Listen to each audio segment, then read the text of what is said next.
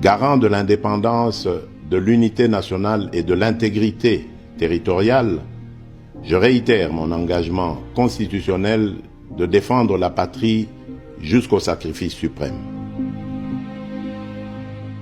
Bonjour tout le monde. Bonjour. Avant de venir ici, je me disais intérieurement comment est-ce que je vais commencer à m'adresser à vous. Et j'avais choisi une formule. Et je vais vous marquer cette formule. Nye nye. Nye nye. Naloba. Loba. Nasoba. Soba. Et aujourd'hui, on va faire. Je voudrais tout d'abord remercier le coordonnateur de la jeunesse de l'Union Sacrée et tout son bureau qui nous font l'honneur de nous accueillir cet après-midi ici pour que nous puissions échanger en tant que compatriotes. J'espère que le coordonnateur et tout le bureau ont réalisé que je ne suis pas membre de l'Union Sacrée. Je suis président d'un parti politique qu'on appelle la Force du Changement, qui est en dehors de l'Union Sacrée. Mais j'ai pensé que s'ils m'ont...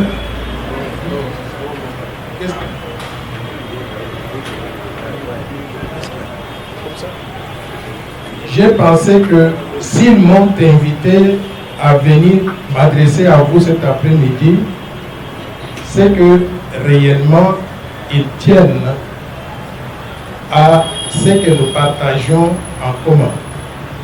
La République démocratique du Congo, au-delà des clivages politiques.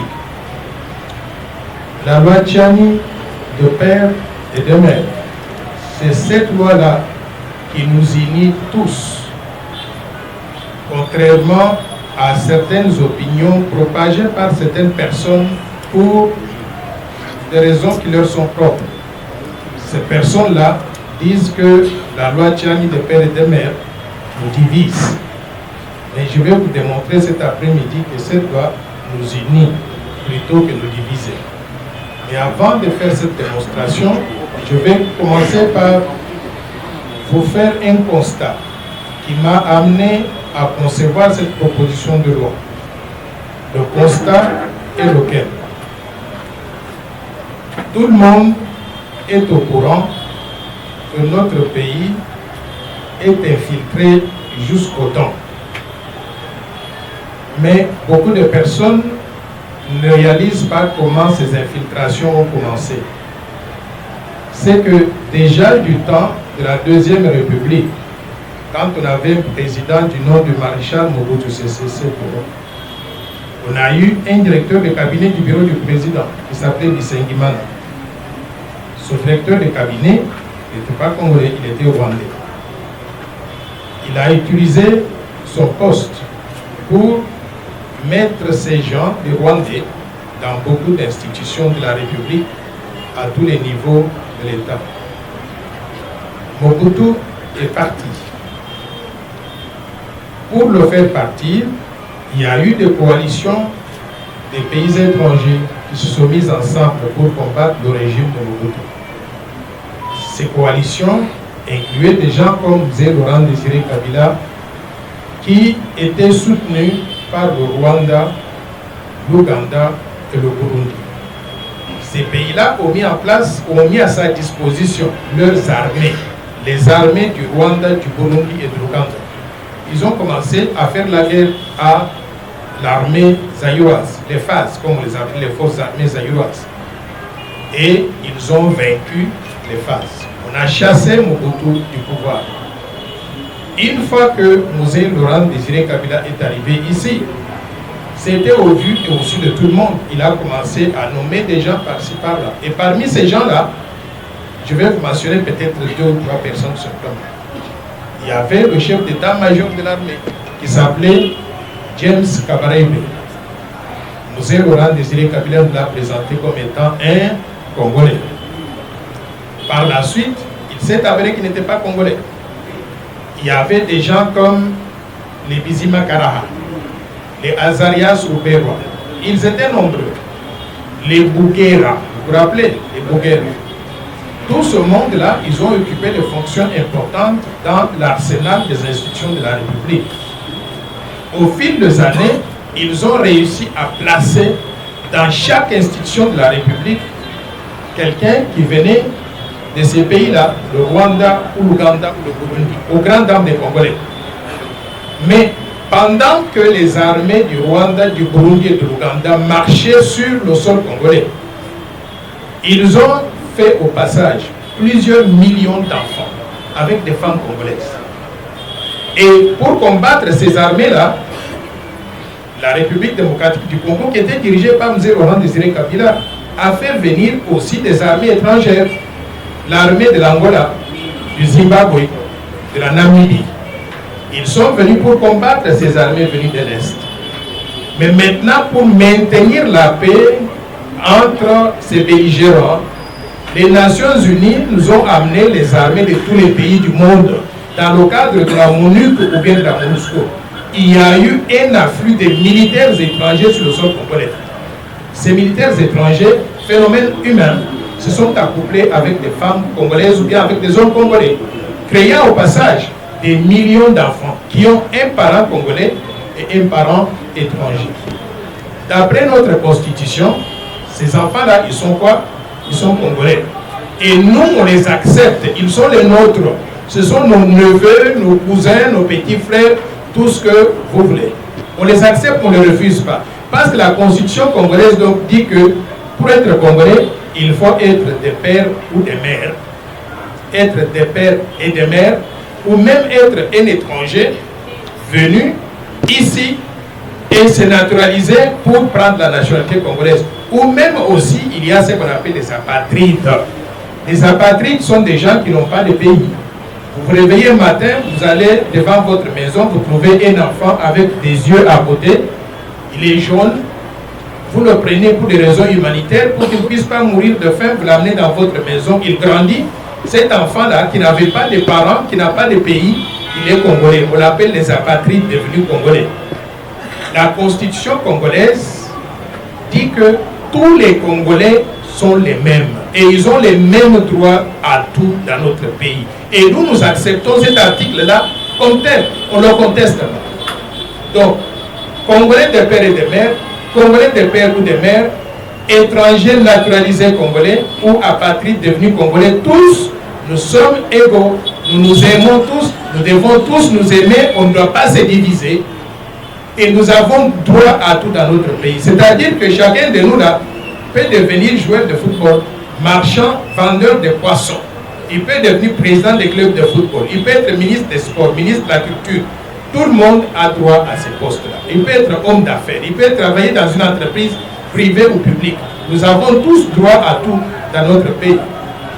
Mais nous disons que pour des raisons de souveraineté nationale, pour protéger notre pays contre des infiltrations étrangères et surtout pour éviter de mettre certains de nos compatriotes dans une situation de conflit d'intérêts, nous allons réserver l'accès à certains postes que je vais énumérer tout à l'heure, qu'on appelle des postes de souveraineté, exclusivement aux Congolais d'origine, nés de pères et de mères congolais d'origine. Pourquoi est-ce que je fais cette distinction-là? C'est parce que je ne voudrais pas placer notre pays dans une situation de loyauté partagée, où nous avons par exemple quelqu'un qui occupe l'un des postes que je vais énumérer tout à l'heure, à supposer que ce soit président de la République, s'il a un père rwandais, une mère congolaise. Cette personne se trouve dans une situation de conflit d'intérêts. Pourquoi? Parce que s'il est président de la République et qu'il y a un conflit entre la RDC et le Rwanda de son père, il va trancher en faveur de quel pays?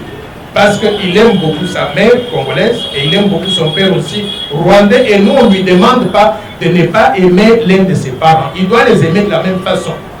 Maintenant, pendant qu'il est président de la République démocratique du Congo, il entend qu'il y a un président au Rwanda, qu'on appelle Paul Kagame, qui va au Bénin et qui dit que le Rwanda réclame des terres qui se trouvent à l'est de la RDC, c'est-à-dire le sud Kivu, le Maniema et le nord Kivu.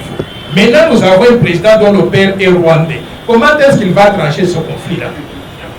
il sera en quelque sorte contrarié, forcé de prendre position entre le pays de sa mère et le pays de son père.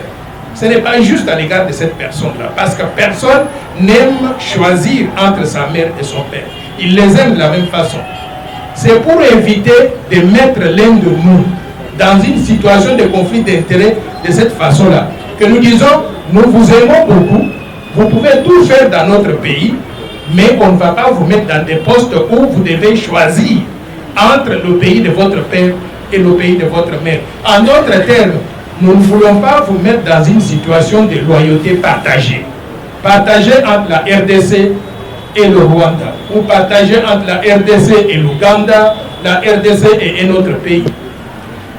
J'ai entendu tout récemment un chanteur congolais qui est allé dans un pays d'Afrique de l'Ouest. Je vais le mentionner parce que c'est un très bon ami à moi, Kofi Olomide. On lui a posé la question sur ses origines. Il a parlé. Et enfin, il a conclu sa présentation à la télévision béninoise en disant « Mon cœur est fondamentalement béninois ». Demandez maintenant à Kofi de choisir entre la RDC et le Bénin en cas de conflit. Il est contrarié. Et nous ne voulons pas le placer dans une situation comme ça. C'est ça qui a motivé la conception de la loi Tchiani de père et de mère, qui dit simplement que nous donnons l'occasion à tout le monde, à tous les Congolais, et tout le monde a droit dans notre pays. Mais pour éviter de placer certains d'entre nous dans des situations de conflit d'intérêts, et pour éviter de placer certains d'entre nous dans des situations où ils ont des loyautés partagées entre la RDC et un pays étranger, nous allons réserver les postes suivants exclusivement aux Congolais d'origine, virgule, nés de père et de mère congolais d'origine. Pas qu'on n'aime pas les autres, mais simplement parce que nous voulons que notre pays soit dans des mains sûres qui ne peuvent pas le trahir. Même si on sait que dans la pratique, on peut trouver des gens qui sont des Congolais de père et de mère qui peuvent trahir. S'ils trahissent, nous les amenons devant la barre. On va les juger, on va les condamner. L'état de droit va s'appliquer à eux. Quels sont ces postes-là que nous voulons réserver exclusivement aux Congolais d'origine nés de père et de mère?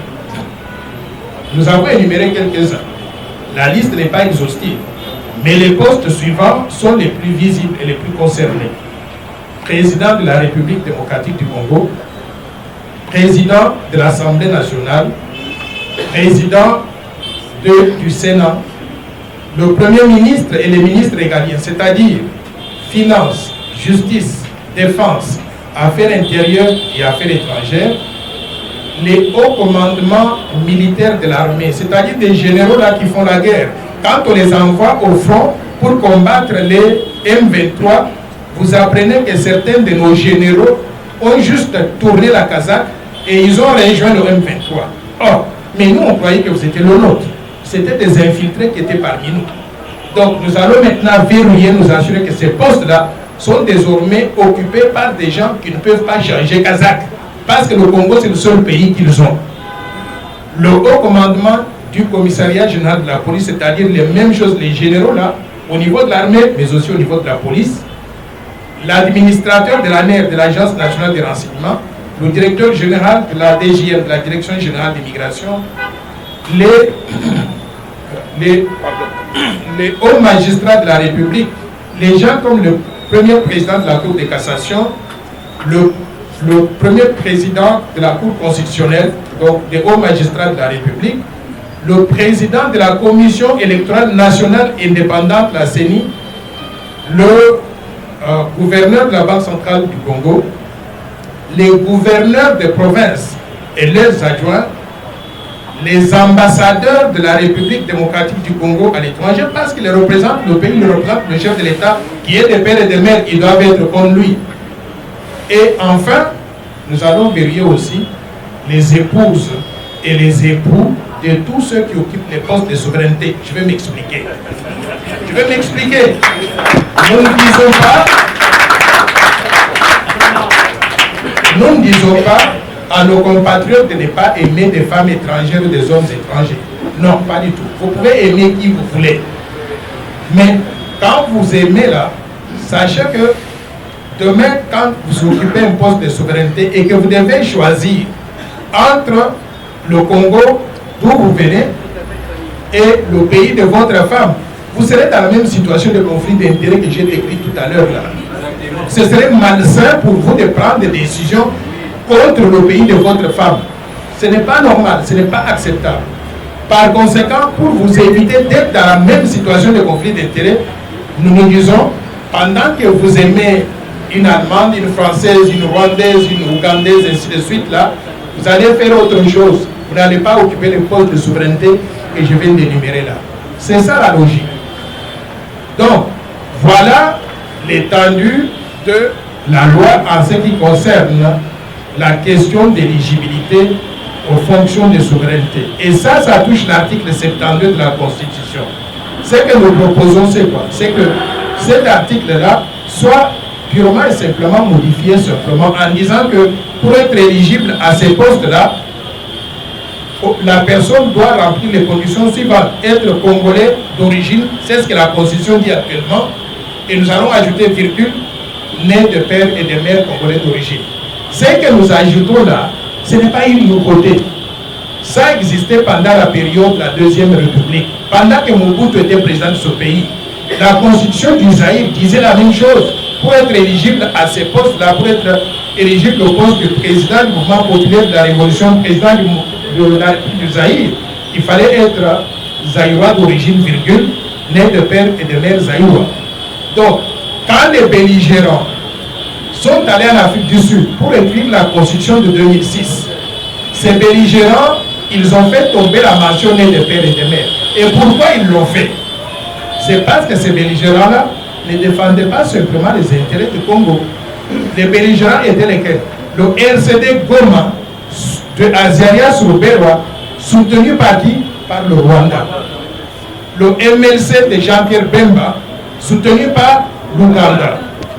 Et il y avait maintenant lui-même Mzee Laurent Désiré Kabila, soutenu par l'Angola, le Zimbabwe et la Namibie. Par conséquent, notre constitution ne reflète pas simplement ce que nous voulons en tant que peuple congolais. Ça reflète aussi la volonté de ces pays-là, des parrains qui étaient derrière ce mouvement rebelle. Par conséquent, nous voulons purifier notre constitution aujourd'hui en enlevant ces mentions-là qui ont ouvert la boîte de Pandore pour faire entrer dans la bergerie ces enfants-là issus des combinaisons que j'ai décrites tout à l'heure avec les militaires rwandais, ougandais, burundais et les militaires de tous les pays du monde avec les femmes congolaises. Mais, je répète, cela ne doit pas diviser la population congolaise. Nous disons comme tous les autres pays du monde, et je vais mentionner quelques pays du monde qui ont adopté la même disposition, nous disons simplement que pendant que nous nous aimons tous en tant que Congolais, et nous devons rester solidaires, on doit donner des opportunités à tout le monde. Nous allons faire cette incise-là pour protéger un bien qui est particulier, la souveraineté nationale et l'intégrité territoriale. Parce que si l'un de ces enfants qui ont des loyautés partagées arrive à accéder à ces postes importants, il peut mettre à mal la souveraineté nationale et l'intégrité territoriale. Comme je l'ai décrit tout à l'heure là, comme Kagame est en train de réclamer les terres à l'est de la République, qui a envie de voir la RDC perdre le Kivu, le Nord Kivu, le Sud Kivu, le Maniema, pour donner donc à Kagame. C'est pour faire échec à ces idées de balkanisation, d'atteinte à l'intégrité territoriale que nous proposons cette loi. Mais la question que nous devons nous poser est celle-ci. Est-ce que nous sommes le seul pays de la planète à adopter une disposition de ce genre-là? Je vous dis non. Il y a des pays juste à côté comme la Zambie. La Zambie dit clairement que pour être président de la République, il faut avoir la nationalité zambienne et avoir les deux parents du candidat en question. Les deux parents doivent être zambiens by birth. En anglais, ça veut dire de naissance, l'équivalent de père et de mère. La Tunisie, elle dit la même chose. L'Égypte dit la même chose. Et ils vont jusqu'à 4 générations à partir du candidat à la présidence de la République. C'est-à-dire, les pères et la mère doivent être tunisiens ou égyptiens ou marocains. Les grands-parents doivent être la même chose. Les arrière-grands-parents, la même chose. Même chose aussi du côté donc, de la femme, de l'épouse. Par conséquent, nous ne sommes pas le seul pays de la Terre à penser de cette façon-là. Et d'ailleurs, je voudrais vous dire que tous ces pays que je viens de mentionner, c'est-à-dire la Zambie, la Tunisie, le Maroc, l'Algérie et beaucoup d'autres, nous sommes tous membres d'une organisation qu'on appelle les Nations Unies. Les Nations Unies n'ont jamais demandé à ces pays-là d'enlever cette disposition-là parce qu'elle serait, d'après eux, discriminatoire. Ils n'ont jamais demandé à ces pays-là. Par conséquent, les Nations Unies sont mal placées pour venir pointer du doigt notre proposition de loi en RDC en nous disant elle va faire la discrimination, elle va éliminer certaines personnes. Bintou Keïta, qui est représentant de la MONUSCO ici, elle n'a qu'à aller déjà demander à son pays, la Guinée, Conakry, de changer la constitution. Et s'ils ne peuvent pas le faire, et demander à la Tanzanie, à la Zambie, à la Tunisie, de faire la même chose. Par conséquent, ils ne doivent pas nous interdire à nous le droit de protéger aussi notre souveraineté nationale en adoptant cette loi ici. Ça, mesdames et messieurs, c'est le premier volet de la loi. Il y a un deuxième volet important.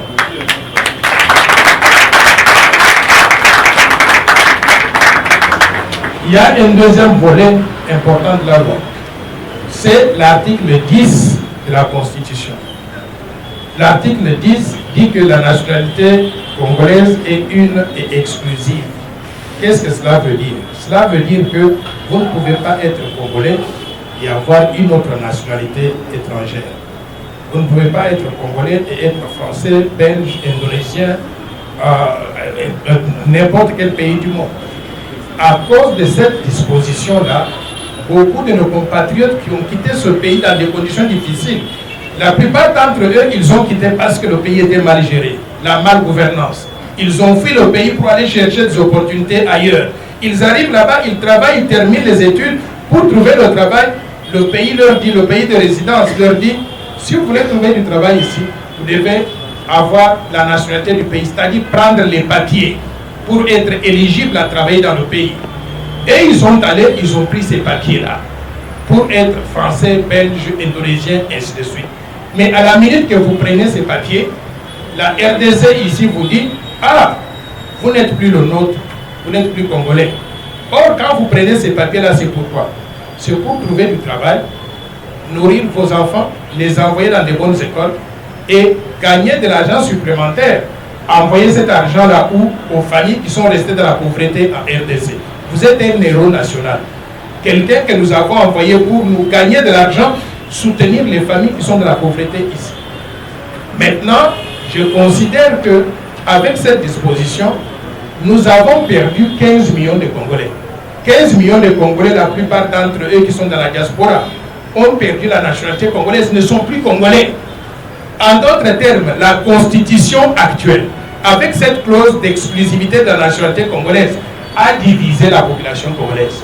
On a divisé la population congolaise en deux parties. La partie des Congolais à l'intérieur, et nous sommes 107 millions de Congolais à l'intérieur, et la partie des Congolais dans la diaspora, en grande partie. Cette partie-là, 15 millions, ils ont perdu la nationalité congolaise. Donc on nous a divisés. La loi que nous proposons donc dit ceci. Aucun d'entre nous Congolais ne doit perdre la nationalité congolaise. Nous sommes nés Congolais, nous vivons Congolais, nous allons mourir Congolais et on va nous enterrer comment? Congolais. Personne ne doit perdre la nationalité congolaise.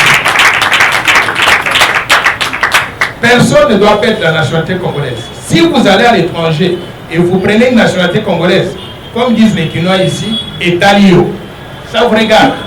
Mais le jour que vous revenez à Kinshasa, à l'aéroport d'Indil ou à n'importe quel point d'entrée, vous présentez le passeport congolais, nous vous acceptons, nous ne voulons même pas savoir est-ce que vous avez une autre nationalité ou 10 000 autres nationalités. Ça, c'est vos papiers à vous, ça vous regarde. Mais nous, Congolais, nous vous accueillons comme étant notre frère et notre sœur qui revient en famille, qui revient au bercail. On n'a pas besoin de vous bloquer, de vous barrer la route. En faisant ce changement-là simplement, c'est-à-dire remplacer la nationalité congolaise et une exclusive par la nationalité congolaise et irrévocable, en changeant simplement ce mot-là, nous allons redonner la nationalité à 15 millions de personnes. 15 millions de Congolais. Mais 15 millions de personnes, c'est comme l'équivalent de la population du Congo-Brazzaville, le Gabon, la République centrafricaine et le Burundi. Quel est ce pays du monde-là qui refuse tout ce monde-là en disant « vous n'êtes plus les nôtres ». Par conséquent, c'est le Congo qui gagne. Nous gagnons comment? Ces gens-là, les 15 millions, ce sont des ressources humaines de qualité, qui sont formés dans les meilleures universités de la planète, qui ont travaillé, qui ont de l'expérience professionnelle, donc des ressources humaines dont le Congo a besoin pour son développement. En plus de cela, ces 15 millions, parce qu'ils ont travaillé dans des pays qui ont un pouvoir d'achat, ok? Ils ont épargné de l'argent.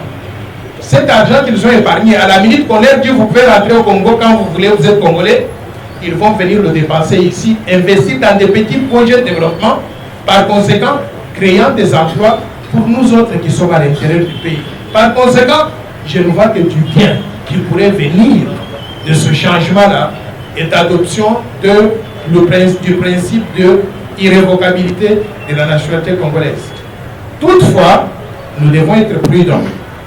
Nous avons des pays voisins qui nous ont fait la guerre, qui ont voulu nous coloniser, qui ont voulu nous exploiter et qui continuent à multiplier des stratagèmes pour arriver à nous dominer.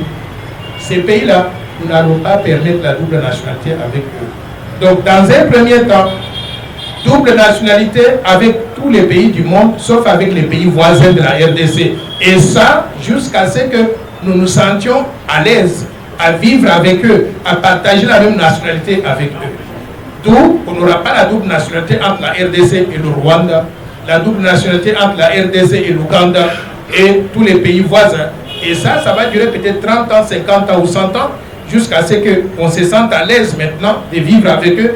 Et à ce moment-là, on pourra réexaminer ces dispositions-là. Mesdames et messieurs, voilà, grosso modo, l'essentiel de cette proposition de loi. Donc la loi a deux volets. D'un côté, le verrouillage des postes de souveraineté pour nous assurer qu'on ne pourront accéder à ces postes-là que les Congolais dont nous sommes sûrs de la loyauté à 100% à l'égard du pays et qui ne pourront pas être dans une situation de conflit d'intérêts, mais d'autre part aussi l'adoption du principe d'irrévocabilité de la nationalité congolaise pour récupérer les 15 millions de Congolais qui sont dans la diaspora, qui ont perdu la nationalité. Voilà les deux éléments. Alors, j'entends beaucoup de personnes dehors là dire beaucoup de choses. La première des choses qui est dite souvent, c'est que la loi là, elle divise. Je viens de vous démontrer tout à l'heure là que la loi ne divise pas. Bien au contraire, elle réunit une population déjà divisée. La deuxième chose, on dit, oh, la loi là, c'est une loi raciste, c'est une loi tribale, c'est une loi xénophobe. Mesdames et messieurs, tout ce que j'ai dit jusqu'à présent, est-ce que je vous ai dit de détester les gens qui ne sont pas des Noirs comme nous? Est-ce que nous pouvons dire que les Métis congolais se trouvent dans une tribu et que les autres tribus n'ont pas de Métis? La loi, elle s'applique à tout le monde, elle est impersonnelle. On ne vise pas un individu, on ne vise pas une tribu, on ne vise pas une couleur.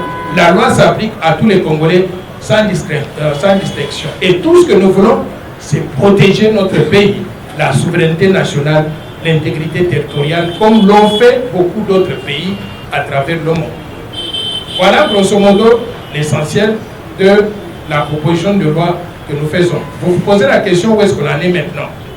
La loi se trouve au niveau de l'Assemblée nationale. Elle a été programmée pour débat dans l'agenda de la session de mars 2023. La session va prendre fin, je pense, le 15, mais j'estime qu'il y aura une prolongation de la session parlementaire. Donc, c'est possible qu'avant le 15, on programme les discussions et le vote sur la loi, mais c'est possible que ça intervienne dans la deuxième partie lorsqu'il y aura donc extension de cette session parlementaire. Nous croisons les doigts et nous demandons au président Bosso et son bureau de faire œuvre utile, de ne pas accepter les pressions qui viennent de l'extérieur. Cette loi n'est pas la seule loi que le Parlement congolais va pouvoir examiner. Il y a des millions de lois qui ont été examinées depuis 1960. Posez-vous la question de savoir pourquoi seulement cette loi-là fait intervenir des ambassadeurs des pays étrangers, les sénateurs américains qui émettent des communiqués et qui menacent la République démocratique du Congo en disant ne franchissez pas la ligne. Quelle est la ligne que nous allons franchir? Lorsque chez eux, ils ont adopté la loi qui dit que pour être président de la République des États-Unis, il faut être américain né sur le sol américain. Est-ce que nous, on est intervenus pour leur dire ne faites pas ça? On n'est pas intervenu. Pourquoi est-ce qu'ils doivent intervenir pour nous dire ne franchissez pas cette ligne ici? C'est parce qu'en réalité, nous avons découvert leur secret. Quel est leur secret? En 1960, vous vous rappelez, il y a un Belge, je pense que c'était M. Van Bilsen, qui avait dit que les questions auxquelles il souhaiterait avoir des clarifications. Commençons par le premier intervenant, je pense que c'était M. Tchibangou, qui a parlé des avantages de la loi par rapport au développement du pays. Quels sont les avantages? Vous savez, le développement d'un pays s'est fait à plusieurs échelons. Il y a des politiques sectorielles, il y a des infrastructures, il y a des ressources humaines qu'il faut développer, il y a des questions de gouvernance qu'il faut régler. Mais les gens oublient que pour faire tout ça, on a besoin de la paix, de la sécurité et on a besoin de la souveraineté nationale. Quand un pays perd la souveraineté nationale, il n'existe plus. Vous n'allez plus parler du développement. Vous pouvez avoir de très bonnes idées, mais si on devient aujourd'hui une colonie rwandaise ou une colonie ougandaise ou ainsi de suite, là, nous n'allons plus nous occuper du développement de notre pays. Nous ne sommes plus maîtres de notre propre destin. Par conséquent, l'avantage essentiel de cette loi ici, c'est de nous assurer que cette base-là, qui doit nous permettre de dormir tranquille pour nous concentrer sur les efforts de développement dans d'autres secteurs. Cette base est là. La base est quoi? Solidifier la souveraineté nationale, nous assurer que l'intégrité territoriale est assurée et que nous n'allons pas devenir des esclaves de qui que ce soit dans notre propre pays. Tous les pays du monde, c'est ça qu'ils ont fait. Quand vous allez aux États-Unis, vous pouvez faire tout ce que vous voulez. Mais quand vous touchez aux États-Unis en tant que pays, vous touchez à l'intégrité physique des États-Unis en tant que pays. Vous touchez à la souveraineté du pays. Vous avez vu ce qu'ils ont fait avec Bin Laden. Ils sont capables de pouvoir utiliser tous les moyens pour aller anéantir la menace qu'il y a sur la souveraineté nationale. Par conséquent, en ce qui nous concerne, je dirais, ce que nous voulons faire là, c'est mettre la base. C'est-à-dire, nous assurer que le Congo sera là de façon pérenne, que nous n'allons pas disparaître demain. Pour nous assurer que nous serons là de façon pérenne, nous voulons nous assurer que le pays sera dans les mains des gens qui vont le défendre à tout moment. C'est ça l'avantage principal que nous avons avec cette proposition de loi. Maintenant, que faire pour changer une économie extravertie à une économie auto-centrée ou bien à une économie qui se développe à partir de l'intérieur? Tout cela, c'est une question de stratégie de développement économique. Moi, j'ai élaboré une stratégie de développement économique, une vision de développement qu'on appelle le plan Marshall pour la reconstruction et le développement de la RDC. Le plan Marshall que j'avais présenté pour les élections en 2018, ce plan-là, il est littéralement supplanté par le nouveau plan que je viens d'élaborer et je vais diffuser d'un moment à l'autre. Dans ce plan, nous avons une portion, par exemple, du plan qui cherche à changer l'orientation économique. Comment passer donc de l'extraversion à un développement autocentré? Je considère qu'aujourd'hui, les politiques que nous avons ne nous permettent pas d'assurer cela. Je vous donne un exemple. Vous avez suivi le Nigeria. Le Nigeria vient d'inaugurer la plus grande raffinerie d'Afrique. Cette raffinerie-là, elle appartient à un Nigérian, un individu qu'on appelle Dangote. Au Nigeria, il y a des millions de milliardaires nigériens. Le gouvernement nigérien a travaillé pour favoriser l'émergence de ces jeunes entrepreneurs nigérians qui ont des moyens, qui peuvent maintenant aller dans le secteur privé et créer des entreprises pour employer leurs compatriotes. Dans notre pays, malheureusement, je constate que nous n'avons pas encore commencé à faire ça. Quand vous voyez tous les bâtiments qui sont en construction à la Gombe, ils appartiennent aux étrangers. Les Congolais n'ont pas encore droit au chapitre. Quand vous regardez la liste des entreprises congolaises, que ce soit des banques ou les entreprises dans tous les autres secteurs, toutes ces entreprises-là, elles sont étrangères. Ça montre que nous n'avons pas encore eu cette vision-là pour tourner l'économie de l'extraversion à l'économie autocentrée. Moi, je vous propose ce plan Marshall comme étant un outil que nous allons utiliser pour pouvoir développer l'économie à partir de l'intérieur. Je vous donne l'exemple. Le point de départ, c'est de changer la configuration du secteur financier. On ait un secteur financier, c'est-à-dire des banques, on ait des institutions financières, on ait des institutions de financement et de développement qui favorisent le développement ou l'émergence de l'entrepreneuriat national congolais. Pour l'instant, nous n'avons pas ce système. Par conséquent, cette stratégie-là, ça vient en deuxième position. Mais la première position que nous devons défendre, où nous devons concentrer nos efforts, c'est nous assurer que nous avons la souveraineté nationale, l'intégrité territoriale à partir de cette loi. Maintenant, Madame Kazadi, Monsieur Kazadi a dit que j'étais candidat à l'élection présidentielle en 2018. Pourquoi est-ce que la loi que je propose là, elle intervient à quelques mois des élections présidentielles de 2023? Monsieur, vous ne m'avez pas bien suivi quand je me suis lancé dans la campagne pour l'élection de 2018. Quand j'étais aux États-Unis, avant de venir ici, j'avais conçu ma fiche de campagne. Cette fiche-là, elle disait Dr Noël Tchani Mwadjamvita, candidat à l'élection présidentielle en République démocratique du Congo en 2018, 100% congolais et loyal à la RDC. C'est ça mon adage de campagne en 2018. 100% congolais et loyal à la RDC. J'arrive ici, les Congolais sont préoccupés par autre chose. Ils me disaient quand nous on se battait ici, vous mangez les beefsteaks à Washington. Mon message n'était pas entendu par qui que ce soit. Ils disent, descendez d'abord de Washington, venez vivre avec nous dans la souffrance. Et on va voir quand vous allez souffrir, peut-être en 2023, nous allons vous considérer sérieusement. Par conséquent, ce que je disais à l'époque, 100% congolais et loyal à la RDC, je disais de père et de mère. Il fallait être de père et de mère pour être loyal à la RDC. Mais les gens n'avaient pas fait attention à cela. Alors, maintenant, parce que je suis resté à l'intérieur du pays et j'ai compris un tout petit peu la psychologie du peuple congolais, j'ai sorti cette proposition de loi en juillet 2021. En juillet 2021, il n'y avait aucun candidat déclaré à l'élection présidentielle. On n'était pas à la veille des élections. Vous vous rappelez? Par conséquent, je me disais, on va faire passer la loi. Mais certains malins, quand ils ont vu qu'on a sorti la loi et qu'eux, ils ne seraient plus éligibles, ils se sont précipités pour annoncer leur candidature quelques temps après. Comme ça, tout ce que nous faisons, ils vont dire, ils font ça pour nous écarter parce que nous sommes des candidats. Mais à un moment donné, le pays doit pouvoir choisir de faire ce qui est bien et de se protéger, de ne pas écouter qui dit quoi, qui fait quoi. Donc, je n'ai pas présenté cette loi-là à la veille des élections, je l'ai présentée bien avant. C'est le pays qui marche trop doucement, trop lentement, au point où nous sommes aujourd'hui à la veille des élections. Mais je vais vous dire une chose.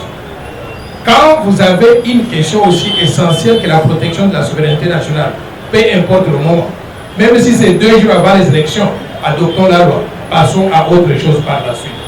Et je vais vous dire, je vais répondre à cette question par rapport à la personne qui a dit que peut-être que l'opposition pense que je fais ceci pour écarter Moïse Katumbi. Moi, je vais vous dire une chose. Quand j'ai pensé à cette loi, je ne pensais pas à un individu parce que je considère qu'il n'y a aucun... J'étais président des États-Unis en 1960. Et son discours qu'il avait prononcé lors de son investiture, il y a quelque chose qui m'a façonné. Qu'est-ce qui m'avait façonné dans son discours? C'est lorsqu'il a dit: ne demandez pas ce que votre pays doit faire pour vous, mais posez-vous la question de ce que vous pouvez faire pour votre pays. J'ai toujours travaillé d'après ce principe-là, en me disant qu'est-ce que je peux faire pour être utile à la République démocratique du Congo. Et la deuxième photo que j'avais dans mon bureau, c'était Anouarité. Anouarité qui représente cette femme congolaise, brave comme elle était, capable de mourir pour ses opinions, pour se faire respecter. J'ai toujours été fasciné par Anouarité sur ce plan-là. Il s'est fait qu'elle était catholique, je suis catholique, donc je la regarde comme un modèle pour les femmes. Troisième photo que j'avais dans mon bureau, et c'était venu très tard, c'était Mamadou Ndala. Mamadou Ndala, moi, j'ai vu certaines des vidéos où il parlait où il avait des balles qu'on avait tirées dans ses muscles partout et il se battait pour la République. Ce monsieur-là, je vais vous dire une chose. Quand je suis président de la République, je vais l'élever au niveau des héros nationaux. Au même titre que Patrice Emery Lumumba, au même titre que Simon Kimbangu et les autres. Donc, je suis impressionné par le courage de la personne et je voudrais que la nation lui soit reconnaissante. Maintenant, qui était Mamadou Ndao? D'après ce que j'ai compris, sa mère était congolaise et son père était ouest-africain. Est-ce qu'il a mal fait de mourir pour la République? Non. Il était congolais à part entière. Et je vous ai dit que tous les Congolais sont égaux. Ils doivent tout faire, ils doivent occuper n'importe quel poste dans leur pays. Et Mamadou Ndao a vécu d'après ce principe-là. Il a choisi d'être militaire. Il a défendu la République. C'était ça la profession que lui, il avait choisi de faire. Si Mamadou Ndao était vivant aujourd'hui, je peux parier avec certitude qu'il aurait soutenu la loi Tchad. Il aurait soutenu. Pourquoi? Parce qu'il aimait tellement le Congo qu'il était capable de s'effacer pour l'intérêt supérieur du pays qu'il aime. Par conséquent, le fait que Mamadou Ndao soit mort ne doit pas me faire changer mon idée sur la loi. Il a fait ce qu'il devait faire dans le cadre de ce qui devait être autorisé. Et est-ce que je vous ai dit qu'on ne peut pas avoir des militaires qui ont un parent congolais, un parent étranger? Non. Je vous ai dit simplement que quand vous êtes militaire, vous pouvez vous élever jusqu'à un certain niveau quand vous n'avez pas tous les deux parents congolais. Et Mamadou Ndao, il était quoi? Il était colonel, non? Il n'était même pas encore arrivé à être général. Donc, moi, je ne regrette pas le fait qu'il soit mort pour le pays. Je voudrais que nous puissions l'honorer, le vénérer, le respecter et l'élever à tous les honneurs possibles parce qu'il s'est sacrifié pour notre pays. Et j'invite tous les autres Congolais qui ne sont pas des pères et des mères à suivre donc les traces de Mamadou Ndao. Je vous informe que dans mon parti politique, la force du changement, nous avons beaucoup de métis noirs, mais aussi métis noirs et blancs. Et vous avez vu une vidéo qui fait le tour du monde. Elle est faite par qui, ce monsieur-là? Spiritus. Par Spiritus, quelque chose comme ça. Il explique pourquoi il est d'accord avec cette loi. Vous pouvez suivre Linda Ndungu. Elle explique pourquoi elle est pour cette loi. Vous pouvez suivre Guy Roger Assis ou Anthony Van, etc. Donc il y a plusieurs métiers congolais qui soutiennent la loi, qui ont compris. Ils ont compris que l'intérêt supérieur du pays ou du peuple congolais doit passer avant leurs petits avantages à eux. Et d'ailleurs, nous, on ne refuse pas qu'ils aient des avantages. Je voudrais d'ailleurs qu'on leur reconnaisse beaucoup d'autres avantages parce qu'ils sacrifient l'accès à certains postes, notamment les postes de souveraineté. Par conséquent, j'estime que ce qui doit être fait, doit être fait. La loi, on dit qu'elle est discriminatoire. Il y a quelqu'un qui a parlé de ça. Mais toute loi par nature, elle est discriminatoire. Toute loi. Pourquoi? Parce que la loi dit, voici ce que vous pouvez faire et voici ce que vous ne pouvez pas faire. Si vous ne pouvez pas remplir certaines conditions, vous êtes éliminé. Je vous donne l'exemple. On dit que pour être candidat à la présidence de la République, il faut déposer une caution de 100 000 $. Je vais vous poser sincèrement cette question. Dans cette salle, qui a 100 000 $ à déposer pour être candidat à la présidence? Qui? Donc, vous êtes tous éliminés, mais je vous informe que j'ai déjà réservé mes 100 000 $ pour me présenter candidat à la présidence. C'est déjà dans un compte bloqué. J'ai déjà mis ça quelque part pour être candidat à la présidence. Donc, vous êtes éliminés parce que vous n'avez pas 100 000 $ et moi, je serai éligible parce que j'ai 100 000 $. C'est ça l'objectif de la loi. On fait la distinction entre citoyens pour arriver à éliminer certains et puis retenir les autres pour une bonne raison pour le pays. Alors maintenant, la discrimination. La discrimination, elle existe partout. Mais ça doit être une discrimination positive. Une discrimination qui est utile pour le pays. Une discrimination qui favorise le plus grand nombre. Si c'est ça le cas, je pense que c'est le pays qui en tire avantage. Qu'est-ce que moi je cherche à gagner en disant que pour être candidat, il faut seulement être de père et de mère. Qu'est-ce que je gagne dans ça? Tout ce que je gagne, c'est que le pays est mieux protégé. La souveraineté nationale est bien assurée. L'intégrité territoriale est bien assurée. Et une fois que nous avons ces trois-là, en réalité, ce sont des biens intangibles qui bénéficient, qui profitent à tout le monde. Même ceux qui sont éliminés, là, qui sont discriminés, ils vont bénéficier de la souveraineté nationale et de l'intégrité territoriale parce qu'ils pourront faire autre chose qui va les faire bien vivre par rapport à ce qu'ils ont perdu. Par conséquent, je dors tranquille. Je n'ai pas une conscience chargée en me disant que j'ai fait du mal à une portion de mes compatriotes. Maintenant, les préjugés que des pères et des mères sont plus loyaux au pays. Je sais que c'est une question d'appréciation personnelle. Il y a des gens qui sont des pères et des mères et qui font des crimes dehors là que vous ne pouvez pas imaginer. Moi, j'estime que quand on a ces cas-là où on a des pères et des mères qui font de mauvaises choses à l'égard de nos compatriotes ou bien à l'égard du pays, il faut leur appliquer l'état de droit. La loi doit être dure et applicable à tout le monde.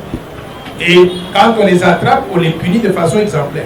Donc, ce préjugé-là, je peux dire qu'il est sujet à caution, parce qu'il y a des pères et des mères qui peuvent faire du mal au pays. Mais il y a aussi une présomption d'innocence, que quand on est des pères et des mères, on a les deux pieds en RDC, on est supposé être loyal à la RDC. Quand on est des pères ou des mères dès le départ, on a deux pays qui entrent en jeu, et par conséquent, on ne peut pas être loyal exclusivement à l'égard de la RDC. C'est ça la présomption qui nous a amené à adopter cette proposition de loi. Maintenant, il y a M. Flori Loukoussa qui a tenu à ce que je sache qu'il est de Ngandajika. Vous savez pourquoi? C'est parce qu'il sait que des pères et des mères devant vous est de Ngandajika. Parce que vous êtes de Ngandajika. M. Loukoussa, mettez-vous debout. Parce que vous êtes de Ngandajika. Vous connaissez un village qu'on appelle Benampia. Vous connaissez là-bas? Vous connaissez Benampia dans Bielmoungan? Je vous invite à aller là-bas et demander Noël Tchani Mwadjamvita, c'est le fils de qui? On va vous dire le fils de Edouard Tchani. Et demandez Edouard Tchani, c'est le fils. Non, j'arrive. Demandez maintenant Edouard Tchani, c'est le fils de qui? On va vous dire que son père s'appelle Chamwi Moulumba. Et demandez Chamwi Moulumba, c'est le fils de qui? On va vous dire Ilonga Njingolula. Après Ilonga Njingolula, vous pouvez aller jusqu'à 10 générations pour vérifier que je suis des pères et des mères. Maintenant, quand vous avez terminé du côté de mon père, vous connaissez un village à la Nigeria qu'on appelle Benakaseki. Allez chez Benakaseki maintenant, c'est le village de ma mère. Demandez ma mère, son père, son grand-père, ainsi de suite, jusqu'à 10 générations. Donc, je vous confirme que je suis des pères et des mères congolais d'origine, et il n'y a pas d'aucune affiliation avec un pays étranger.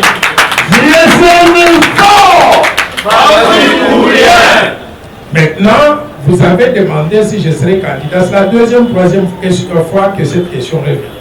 Moi, je voudrais vous demander l'indulgence.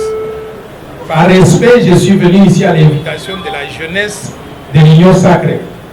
Et je connais ce que l'Union Sacrée pense. Si j'avais annoncé ma candidature à la présidence, ce ne serait pas ici. Parce que si j'annonce ma candidature à la présidence ici, je ne sortirai pas d'ici vivant. Par conséquent, je vais me réserver de répondre à cette question-là.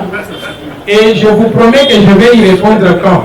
Une fois que la loi Tchani des pères et des mères passe à l'Assemblée nationale, au Sénat, et elle est promulguée par le chef de l'État, le jour suivant, je vais annoncer une grande décision concernant mon avenir politique. Avant cela, je voudrais qu'on réunisse tout le monde pour faire passer la loi. Il ne faut pas qu'on soit divisé, qu'on soit distrait par d'autres considérations. Donc, s'il vous plaît, gardez votre mal en patience. Maintenant, en ce qui concerne le plan B, j'ai parlé du référendum. Si le référendum arrivait à se passer et que la loi n'est pas adoptée, mais moi je suis démocrate, vous voulez que je fasse quoi? Si les députés n'ont pas voté la loi, le référendum ne passe pas, vous voulez que je fasse quoi? Que je me déclare dictateur pour dire que la loi entre en vigueur à la date de la signature? Je ne pourrai pas le faire. Par conséquent, moi je vais me soumettre à la volonté du peuple congolais.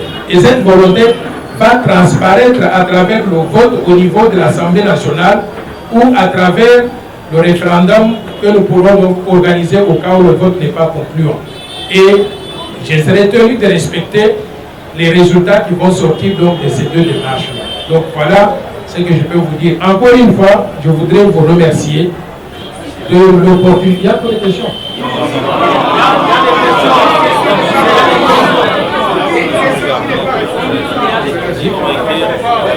S'il vous plaît, chers camarades, compte tenu du temps, l'invité a un agenda qui ne nous permettra pas de rester encore avec nous.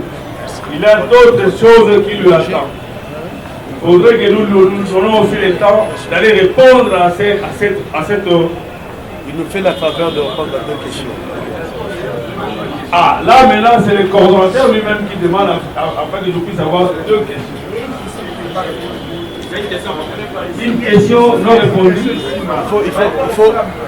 Il faut demander que les gens ne reprennent pas les mêmes questions. Parce qu'on reprend souvent les questions qu'elle nous a déjà posées. Est-ce qu'il y aura plus de rédits? Non.